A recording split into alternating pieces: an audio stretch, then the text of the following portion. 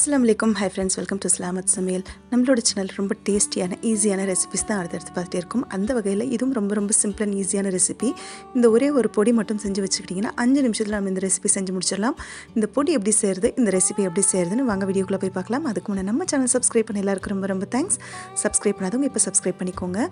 நான் பார்த்தீங்கன்னா இப்போது கொப்பரை தேங்காயை துருவி வறுத்துக்கிறேன். இதை நீங்கள் நார்மல் தேங்காயை கூட துருவிட்டு ஈரப்பதம் போகிற வரைக்கும் வறுத்து எடுத்துக்கலாம். ஆனால் நான் இப்போ கொப்பரை தேங்காய் எடுத்துக்கிறேன். நார்மல் தேங்காயிலையும் இது செய்யலாம். கூடவே இதுக்கு தேவையான அளவு வரமிளகாய் எடுத்துகிட்ருக்கேன். கொப்பரை தேங்காய் பார்த்திங்கன்னா தாராளமாக ஒரு 2 கப் அளவு எடுத்துகிட்ருக்கேன். அதுக்கு தேவையான அளவு வரமிளகாய். இப்போ ஜீரகம் பார்த்திங்கன்னா ஒரு 4 டேபிள் ஸ்பூன் அளவுக்கு தாராளமாக ஜீரகம் எடுத்துக்கிறேன். அதையும் வறுத்துக்கிறேன். இது ஒவ்வொன்றையும் தனித்தனியாக வறுத்து எடுத்துக்கலாம். இப்போ ஆறுறதுக்கும் தனியாக எடுத்து வச்சுருக்கேன். இப்போ ஜீரகமும் நல்லா வறுப்பட்டாச்சு. இப்போ இதையும் தனியாக எடுத்து வச்சுட்டு இது கூடவே கருவேப்பிலையும் வறுத்து எடுத்துக்கிறேன். நீங்கள் காஞ்ச கருவேப்பிலை இருந்தால் அப்படியே சேர்த்துக்கலாம். இல்லை நார்மல் கருவேப்பிலை செடியிலேருந்து பறிச்சது வாங்கிட்டு வந்து இருந்தால் அதோடைய மாய்ஸ்சர் போகிற வரைக்கும் வறுத்துட்டு ஆறுனதுக்கப்புறம் வரமிளகாயும் கருவேப்பிலை ஜீரகம் இதெல்லாம் மட்டும் முதல்ல எடுத்து மிக்ஸி ஜாரில் நம்ம கொரப்பாக அரைச்சி எடுத்துக்கலாம். அப்புறம் நம்ம வறுத்து அரைச்சி வச்சுருக்கிற தேங்காய் இருக்கு இல்லையா, அந்த தேங்காயும் இதோட கொஞ்சம் கொஞ்சமாக சேர்த்து நான் அரைச்சிக்கிறேன். தேங்காய் சேர்த்ததுக்கப்புறம் ரொம்ப நேரம் மிக்ஸி போட்டு அரைச்சிட்டே இருந்தோம்னா எண்ணெய் கசிய ஆரம்பிச்சிடும். அதனால பல்ஸில் வச்சு அரைச்சி எடுத்துக்கணும். அவ்வளோதான். இந்த மாதிரி அரைச்சி எடுத்து வச்சுட்டு இந்த பவுடர் நல்லா ஆறுனதுக்கப்புறமா ஒரு டைட்டான கண்டெய்னரில் போட்டு வச்சுக்கோங்க. இப்போ இந்த ரெசிபி பார்த்திங்கன்னா நான் ஒரு பாசிப்பருப்பு ஒரு கப் அளவுக்கு எடுத்துக்கிறேன்.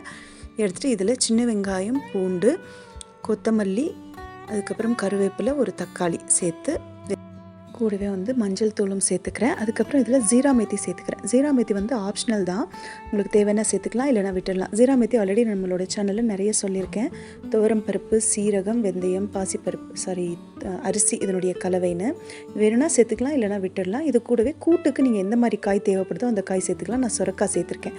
சேர்த்துட்டு இப்போ இதில் நம்ம அரைச்சி வச்ச பவுடர் நான் ஒரு 1/2 ஸ்பூன் மட்டும் சேர்த்துக்கிறேன். நான் இன்றைக்கி அதிகமாக சேர்க்கலை, நீங்கள் நிறைய கூட சேர்த்துக்கலாம். நான் இன்றைக்கி காரம் அதிகம் வேண்டாங்கிறதுனால கம்மியாக சேர்த்துட்டு இப்போ 4 விசில் வரைக்கும் விட்டு எடுத்துகிட்டு நல்லா கடைஞ்சி எடுத்தாச்சு. அவ்வளோதான். இப்போ நான் ஒரு கடாயில் தேங்காய் எண்ணெய் 2 டேபிள் ஸ்பூன் அளவு சேர்த்துட்டு இதில் கடுகு சேர்த்துக்கிறேன். கடுகு நல்லா பொரிஞ்சதுமே கொஞ்சம் சீரகமும் சேர்த்துட்டு கருவேப்பிலையும் சேர்த்துக்கிறேன். கூடவே ஒரு 4-5 சின்ன வெங்காயம் கட் பண்ணி சேர்த்து வதக்கிக்கிறேன். இப்போ இதில் பெருங்காயத்தூளும் சேர்த்து மிக்ஸ் பண்ணி வதக்கியாச்சு. இப்போ இதில் நம்ம வேக வச்சுருக்கிற இந்த பாசிப்பருப்புக்கான பருப்பு இருக்கு இல்லையா, இந்த கூட்டுக்கான காய் இது எல்லாத்தையும் ஒன்றா சேர்த்துட்டு உப்பு சேர்த்து கொத்தமல்லி சேர்த்து ஒரே ஒரு கொதி விட்டு இறக்கியாச்சுன்னா அவ்வளோதான். சூப்பரான கூட்டு ரெடி. நீங்கள் டேஸ்ட் பண்ணியிருக்க மாட்டீங்க, அவ்வளோ டேஸ்ட்டாக இருக்கும்.